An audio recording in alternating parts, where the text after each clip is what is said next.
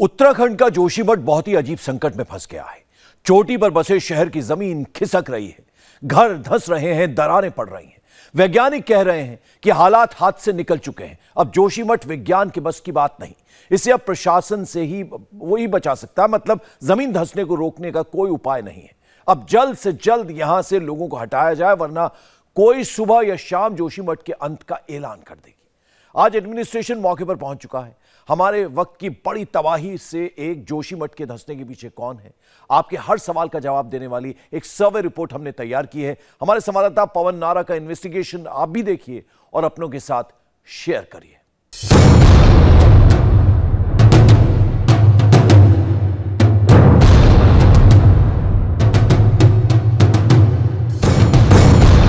जोशीमठ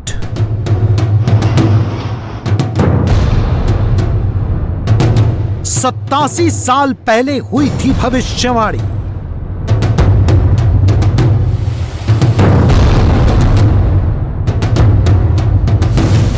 एक किताब ने दी थी चेतावनी।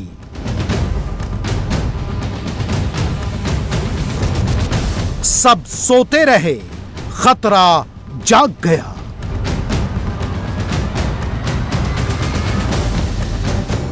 तिरसठ 627 इंसान, 98 गांव, 12,358 घर खतरे में है। यहां पर घरों में मोटी मोटी दरार पड़ गई है। एक घर दूसरे घर के ऊपर आ गया है। जगह जगह पानी निकल रहा है। लोग अपने स्तर पर घर को बचा रहे हैं या फिर बाहर जाने का इंतजाम कर रहे हैं। यह एक बड़ी मानवीय त्रासदी है। स्थानीय लोगों और एक्सपर्ट के मुताबिक यह भीषण लापरवाही का नतीजा है। जोशीमठ दरक रहा है, पहाड़ खिसक रहा है, दुकानों, मकानों, होटलों में दरार पड़ रही है और यहां के लोगों में दहशत है। दहशत इतनी कि लोग ठंड के बावजूद खुले में रात बिताने को मजबूर हैं। इस वक्त हम जिस सड़क पर खड़े हैं, यहां आपको दरार दिखेगी। शायद आपको ये दरार इतनी बड़ी ना लग रही हो, लेकिन जैसे ही आप इस किनारे आएंगे तो देखेंगे कि ये मलारी होटल है। इसके नीचे यहां दरार का आलम यह है कि यहां दरार ऐसी है मानो सड़क से ये होटल बिछुड़ गया है। आराम से काफी नीचे तक हाथ जा सकता है और ये दरार इस पूरे होटल की तरफ आगे बढ़ती चली जाती है। यानी इसका बेसमेंट पूरी तरह से खिसक के हट चुका है। और सबसे बड़ा जो चिंता की बात यह है कि ये होटल इस बिल्डिंग के सहारे खड़ा है और यहां इन दोनों होटलों के बीच लगभग 5 फीट की दूरी थी। अगर मेरे कैमरामैन यहां सामने आए तो हमारे लिए समझाना बहुत आसान हो जाएगा। यहां पर जो ये सीढ़ियां हैं, ये लगभग 5 फीट चौड़ी थी, जो सिमटकर सिर्फ 1.5 फीट की रह गई है। ये बिल्डिंग अब इस बिल्डिंग के सहारे खड़ी है और झुकाव आप देख सकते हैं, तीसरी मंजिल तक बिल्कुल मिल गई है इससे। और इसके नीचे जितने भी मकान हैं वो सब टूटे हुए हैं। मेरे कैमरामैन थोड़ा सा अगर आगे आए तो यहां की स्थिति आप समझ सकते हैं कि इसकी पूरी नींव में क्रैक है और ये पूरी बिल्डिंग पड़ोसी बिल्डिंग के सहारे पर खड़ी हुई है। और ये सिर्फ इकलौती बिल्डिंग नहीं है, 570 ऐसे मकान, दुकान, घर चिन्हित किए गए हैं जिनमें ये दरार है। ये पिलर देखेंगे तो ये पिलर यहां मिला हुआ था, अब इस पिलर में लगभग 5.5 इंच का डिफरेंस हो गया है। यानी ये बिल्डिंग 5 से 7 इंच इधर झुक रही है। बिल्डिंगों में दरार है और इसकी मूल वजह है कि पहाड़ का एक बहुत बड़ा हिस्सा खिसक रहा है। बिल्डिंगों की दरारें हमने आपको दिखाई, लेकिन अब आपको दिखाते हैं कि इसका मूल कारण क्या है। मूल कारण है ये आप देख रहे हैं, ये पहाड़ के उस भूभाग का हिस्सा दरकता हुआ नीचे आ रहा है और इसकी चौड़ाई लगभग 6 इंच से लेकर 18 इंच तक है। यहां अगर आप देखेंगे तो लगभग 2 बिलांत जिसको हम कह सकते हैं लगभग 1.5 से पौने 2 फीट चौड़ा ये गड्ढा हो गया है और इसकी गहराई कितनी अंदर तक है इसका कोई अनुमान नहीं है। और ये दरार यहां नीचे तक जाती है, यहां से पूरा हिस्सा ये कह सकते हैं कि एक दरार की फॉल्ट लाइन बन रही है। यही फॉल्ट लाइन नीचे जा रही है जिस फॉल्ट लाइन पर रास्ता टूटा है, रास्ते का पुश्ता टूटा है। और इसी फॉल्ट लाइन पर अगर मेरे कैमरामैन फोकस पर कर पाए तो वो माउंटेन व्यू होटल है। यानी एक ये दरार की लाइन है, इस दरार की लाइन के बाएं तरफ का हिस्सा नीचे की तरफ खिसक रहा है। तो सोचिए जोशीमठ का कितना बड़ा भूभाग या कहें कि मूल जोशीमठ अभी खतरे में है, क्योंकि इस साइड ऊपर औली है, आर्मी आईटीबीपी की बसावट है और रिहायशी इलाका नीचे की तरफ है। 2 बजे रात को 11:30 बजे रात इतनी भयंकर आवाज आई मकान से। उससे पहले तो इतना कुछ नहीं था। फिर हम लोग बाहर आए कि ये धसकने की आवाज कहाँ से आ रही है। बाहर आए तब तक हमारे मोहल्ले के लोग सारे बाहर आके अपने अपने, कोई किसी ने बैग पकड़ा, किराएदार लोग थे, कोई अपने बच्चा पकड़ के बाहर ला रहे, इतने छोटे छोटे बच्चे। जब घर की हालत कब आपको लगा कि ऐसी हो गई अब उसमें रहा नहीं जा सकता? 2 तारीख की रात को जब हम 11-12 बजे मतलब वहाँ से हल्ला हुआ, सब लोग भागने लग गए थे। उसी दिन तो दूसरे दिन उसी दिन रात को पूरा मतलब जो नीचे से दीवारें थी वो सारी फट गई थी। तो तब हमें भी ऐसे निकलना पड़ा, ऊपर रोड में भाग गए थे हम उसी दिन। अच्छा, जोशीमठ में ये दरारें कब से दिखाई दे रही हैं? ये लगभग 10-15 दिन से। 10-15 दिन से। 10-15 दिन से। अचानक से तेजी कब आई? आज से 3 दिन पहले। 3 दिन पहले। 3 दिन पहले। तो अब लोगों के मन में क्या चल रहा है? लोगों मन में क्या चलना, लोग अपने अपने घर शिफ्ट कर रहे हैं। लोग परेशान हैं, जीवन भर की कमाई लगा रखी है, आज नंगे हो गए, रहने की जगह नहीं है। सर, ये मकानों में दरार तो समझी, ये खेतों में दरार आपने कब देखी? पहले खेतों में दरार दिखाई दी या पहले मकानों में? पहले ये खेतों में दिखाई दी। ये पिछले 1 महीने से बढ़ती जा रही है और पिछले 4 दिन में ये सोमवार को और मंगलवार को बहुत ज्यादा दरके हैं।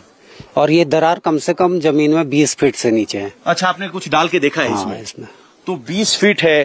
सर, आपके मकान के लिए आपने क्या क्या इंतजामात अभी किए हैं? क्या मकान सुरक्षित है आपका या खतरे में?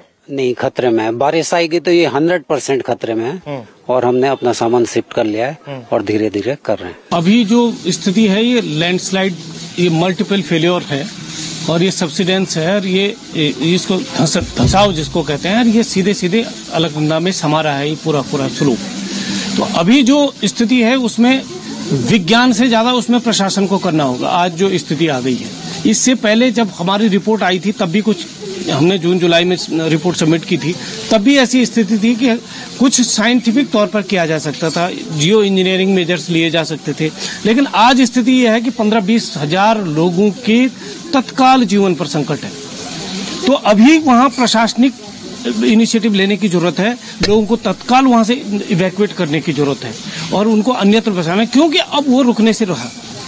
अब कोई भी मेजर्स रोकेगा नहीं और आज ऐसी स्थिति भी नहीं है कि अगर रोक दिया जाए तो कुछ वो मकान जो अभी टूटने के कगार पे हैं वो रुक जाएंगे, ऐसा नहीं है। उसका मेजर पोर्शन कोलैप्स कर रहा है और कोई भी रेमेडी, कोई भी ट्रीटमेंट अब उसको रोकने के लिए केवल पैसा खर्च करेगा, वो उल्टा पैसा खर्च होगा। अभी फिलहाल लोगों को रिहेबिलिटेट किया जाए, बाद में जब ये वाला मटेरियल जब खिसक जाए, जो वाला रास्ते लगा हुआ है, तब जाके देखा जा सकता है वहाँ की जियो इंजीनियरिंग मेजर्स क्या हो सकते हैं कि जो रिमेनिंग पोर्शन है उसको बचाया जाए। लेकिन अभी कुछ नहीं बचाया जा सकता, ना उस तरफ देख। मेजर पोर्शन जोशीमठ का कोलैप्स हो रहा है, आप कहीं नहीं बचा सकते उसको। आज स्थिति है, ये बड़ा बचा सत्य है। एक जो विष्णु प्रयाग है उसके दक्षिण पश्चिम में अलकनंदा और धौली गंगा नदियों का संगम है। तो नदियों के संगम स्थल पर वहाँ पे पानी की तीव्रता बहुत अधिक होती है, जिसके कारण हमारे जो हिमालय की ये जो पूरी चेन है, हमारी ये जो पर्वत श्रृंखला है, ये पहले से ही काफ़ी कमज़ोर है और उस पानी की जो संगारक क्षमता होती है उसके कारण भूमि का भी निरंतर कटाव होता रहता है। जोशीमठ इस हालत में कैसे पहुंचा, इसकी भविष्यवाणी एक किताब में दर्ज है जिसका नाम है central Himalaya geological observation of the Swiss expedition 1936। इसके लेखक हैं एर्नोल्ड हेम और अगस्टस गन्स। 299 पन्ने की इस किताब के पेज नंबर 43 से आगे नंबर 53 के बीच जोशीमठ की जमीन का जिक्र है। असल में जोशीमठ एक पुराने भूस्खलन के मलबे में बसा हुआ शहर है और 1935 में एक स्विस एक्सपीडिशन आया था। वो प्रोफेसर हेम और प्रोफेसर गांसर, उनकी एक रिमार्केबल मतलब लैंडमार्क बुक है जिसको कहते हैं जिसका टाइटल है जियोलॉजी ऑफ सेंट्रल हिमालय। उसमें उन्होंने उस टाइम पे बता दिया था कि संपूर्ण जो जोशीमठ है वो बड़े मलबे के ढेर में बसा हुआ, ये मलबा ऊपर घोड़सों से वहां से आया है, तुम्हारे पास की साइड से। इसका मतलब ये है कि जोशीमठ की बुनियाद पहाड़ टूटने से आई मिट्टी और पत्थरों की जो मजबूत नहीं मानी जाती, यानी यहाँ पर कोई भी ऐसी चीज नहीं होनी चाहिए जो मिट्टी और पत्थरों को हिलाए या जोशीमठ के नीचे किसी तरह की हलचल पैदा करे। और हम प्रशासन लगातार कह रहे थे कि भाई एनटीपीसी की टनल पिछले 2003 से हम एनटीपीसी के टनल का विरोध कर रहे थे। 2009-10 में भी हमने 89 डेज का धरना दिया था कि भाई ये जोशीमठ के लिए बहुत खतरे का है, या तो हमको भी इसमें रखा जाए और हमारे घर मकानों का बीमा किया जाए। उस समय केंद्र सरकार के ऊर्जा मंत्री के मध्यस्थता में हमारा समझौता हुआ था कि पानी की हमारी समस्या का समाधान हुआ था। हमारी 9 सूत्रीय मांगे थी, उसमें एक मांग ये भी थी कि हमें बीमा दिया जाए। तो उस समय तत्कालीन ये हुआ था कि अभी जोशीमठ प्रभावित है, भविष्य में इसमें देखा जाए करके वार्ता की। आज हम उस मुहाने पे पहुंच चुके हैं और निसंदेह हम लोगों के घर टूटते जा रहे हैं, हर दिन नई दरारें बढ़ती रहे, खेत खलिहान टूटते जा रहे हैं। हम लोग अपने को अनाथ और बेसहारा समझ रहे हैं और केवल एनटीपीसी का प्रोजेक्ट जो सरकार ने हमारी जान की कीमत पे यहाँ बनाने की सोची, वही इसका बड़ा कारण है। करीब 1000 साल पहले जोशीमठ कत्यूरी राजवंश की राजधानी हुआ करता था।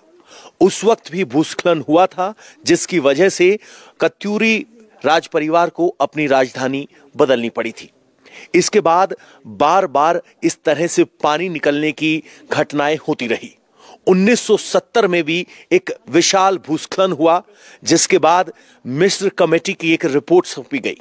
रिपोर्ट में कहा गया कि यहां पर मिट्टी में बड़े पत्थरों को छेड़ने की मनाही है और बड़ा निर्माण ना हो, लेकिन इन पर रोक नहीं लगी और 2023 में एक बार फिर पानी निकला है और जमीन खिसक रही है। और अब जोशीमठ की जमीन, घर, इंसान, मवेशी, यहां तक कि भगवान के घर सब खतरे में। इस पूरे मामले में आपको लोगों की तबाही और टूटे घर तो दिख रहे होंगे, लेकिन बार बार ये लगता होगा कि जोशीमठ कैसी जगह है और इतना बड़ा खतरा बना तो बना कैसे। तो इसे समझाने के लिए हम आपको नक्शे की मदद से कुछ बुनियादी चीजें बताते हैं। उत्तराखंड राज्य में चमोली नाम का जिला है। इस चमोली जिले की तहसील है जोशीमठ। हिमालय की पर्वत श्रृंखला में सेंट्रल हिमालय की एक चोटी जिसकी समुद्र तल से ऊंचाई है 6150 फीट। इसकी ढलान पर जोशीमठ बसा है। इसके एक ओर से आती है धौली गंगा और वो इसके नीचे की ओर विष्णुप्रयाग में अलकनंदा से मिलती है। फिर अलकनंदा जोशीमठ के कोने से बहते हुए आगे बढ़ती है। जोशीमठ की ऊंचाई को अलकनंदा नीचे से काटती है। अलकनंदा का बहाव बहुत तेज है। तेज बहाव यहां जोशीमठ की पहाड़ी की पत्थर और जमीन को लगातार काट रहा है। भूगर्भ विज्ञान पढ़ने वालों का मानना है कि अलकनंदा का तेज बहाव भी जोशीमठ के लिए बड़ा खतरा है और लगातार इसके चारों तरफ से गुजरने वाला पानी इस पहाड़ी की जड़ें कमजोर कर रहा है। इसके अलावा स्थानीय लोग इस तबाही के लिए बार बार एक सुरंग का जिक्र कर रहे हैं। उस सुरंग के बारे में भी आपको बताते हैं कि वो क्या है और कैसे जोशीमठ की तबाही के लिए जिम्मेदार हो सकती है। हालांकि ये दावा अभी जांच के बाद ही सही कहा जा सकता है। तिब्बत की सीमा पर नीति दर्रे से धौली गंगा नदी निकलती है। वो ऋषि गंगा से मिलती है। फिर ये मटमैला पानी आगे बढ़ता है। उसके बाद तपोवन में इस पानी को रोकने के लिए एक बांध बनाया गया है। बांध का पानी विष्णुगढ़ हाइड्रो पावर प्रोजेक्ट तक लाने के लिए एक सुरंग बनाई गई है जो तपोवन से चलकर हेलंग के पास पैनी गांव के अनीमठ पर खत्म होती है, जिसकी लंबाई करीब 11.64 किलोमीटर है।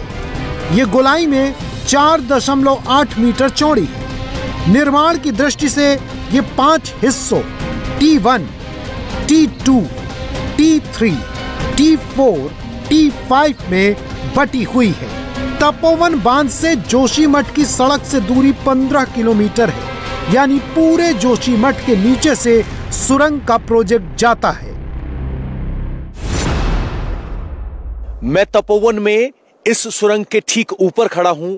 ये वो सुरंग है जो जोशीमठ के वजूद के लिए सबसे बड़ा खतरा बन गई है। आपके मन में सवाल होगा, ये सुरंग क्यों बनाई गई? इसका जवाब भी हमने ढूंढ निकाला है। तपोवन में धौली गंगा नदी पर बांध बनाकर एक सुरंग बनाई गई है और यह सुरंग जोशीमठ के नीचे से होती हुई 13 किलोमीटर दूर हाइडल प्रोजेक्ट पर जुड़ती है, जहां पानी पहुंचकर वेग पाएगा और टरबाइन को घुमाएगा, जिससे बिजली बनेगी। और इसी के लिए यहां तपोवन से जोशीमठ के पार तक 13 किलोमीटर की सुरंग बनाई गई है। ट्रेसर्स होते हैं कुछ जो उसमें जो मार्कर जो एलिमेंट्स होंगे उनके माध्यम से देख सकते हैं हम कि ये नदी का पानी है कि लोकल पानी बारिश का, वो अलग है स्टडी।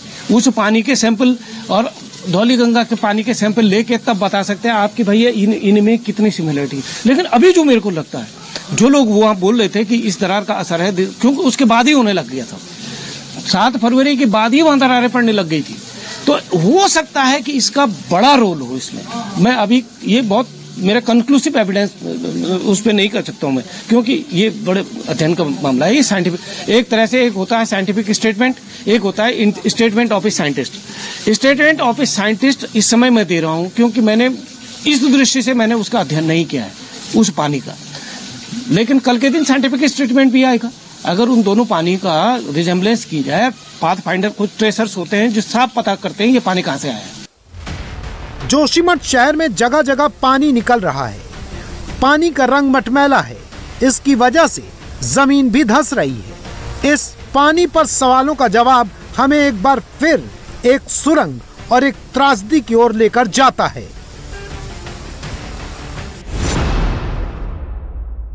जोशीमठ के आर पार निकल रही सुरंग का काम अभी अधूरा है। तो आपके मन में सवाल आया होगा कि अगर काम अधूरा है तो इस सुरंग में पानी आया कैसे? कई बार इस तरह की सुरंग खोदते वक्त नेचुरल स्ट्रीम या कहें कि प्राकृतिक झरना भी आ जाता है और इसी की वजह से 2 बार इस सुरंग में रास्ता बदलना पड़ा है ताकि काम आगे बढ़ सके। लेकिन फरवरी 2021 में इसी तपोवन साइट पर ऋषिगंगा नदी में बर्फीला एवलांच आया, जिसकी वजह से एक सैलाब आया और वो पानी यहां ठीक इस सुरंग के जरिए नीचे अंदर घुस गया था। उस वक्त सुरंग तैयार नहीं थी। सुरंग की चारों तरफ की दीवार को आरसीसी कंक्रीट से नहीं सील किया गया था। नतीजा, वो पानी यहीं जोशीमठ की पहाड़ी ने सोख लिया और वो मिट्टी वही है जो अब धंस रही है। साल 2021 का फरवरी महीना, आपने टीवी चैनल्स पर पहाड़ से उतरता पानी का तूफान देखा होगा। 2 साल पहले जोशीमठ के नीचे ये भीषण तबाही जब आई तो तपोवन डैम को विष्णुगढ़ बिजली कारखाने से जोड़ने वाली टनल खुली हुई थी। बड़ी तादाद में पानी इसके भीतर घुस गया। चूंकि टनल पूरी तरह तैयार नहीं थी, लिहाजा पानी आर पार नहीं हो सका और पूरा पानी पहाड़ की कच्ची मिट्टी में सूख गया। इसकी वजह से मिट्टी में फंसे पत्थर ढीले हो गए। पानी को जहां जहां सूखी मिट्टी मिली वो कैपिलरी इफेक्ट से ऊपर की ओर बढ़ता गया और जोशीमठ की नींव ढीली हो गई। ढलान पर बड़े निर्माण, पहाड़ को खोद खोद कर बनाए गए घर और ऑफिस, सड़क निर्माण और भवन निर्माण ऊपर से बोझ बढ़ा रहे थे। घर और सड़क बनाने के लिए मिट्टी में फंसे पत्थरों को धमाके से तोड़ा गया या काटा गया। इससे लैंडस्लाइड से तैयार जोशीमठ का बेस ढीला हुआ और नीचे की ओर से पानी ने मिट्टी को गीला कर पत्थरों को हिला दिया। नतीजा, जमीन धंसने लगी और जोशीमठ एक भीषण खतरे में फंस गया। जोशीमठ में शंकराचार्य मंदिर के सामने खड़ा हूं। यह वही मंदिर है जिसे खुद शंकराचार्य ने स्थापित किया, यहां जोशीमठ में रहकर तप और साधना की, जिसके बाद आगे बढ़ते हुए बद्रीनाथ धाम की स्थापना की। ऐसे आध्यात्मिक महत्व वाले जोशीमठ पर खतरा है। जोशीमठ में इसके अलावा बहुत से सरकारी और सैन्य संस्थान भी हैं, जिन पर इस पूरे भूस्खलन की वजह से खतरा मंडरा रहा है। जोशीमठ मिटने के कगार पर क्यों पहुंचा, इसे समझने के लिए हम कुछ शब्दों को देखेंगे। पहाड़ खिसकने से जमा मिट्टी और पत्थर पर बना है जोशीमठ। अलकनंदा नदी का बहाव जोशीमठ को नीचे से काट रहा है। जोशीमठ के नीचे से बनाई जा रही सुरंग, जोशीमठ के अगल बगल से निकल रही 4 धाम की ऑल वेदर रोड के निर्माण में हो रही गतिविधियां, जोशीमठ के आसपास पहाड़ तोड़ने के लिए हो रहे विस्फोट।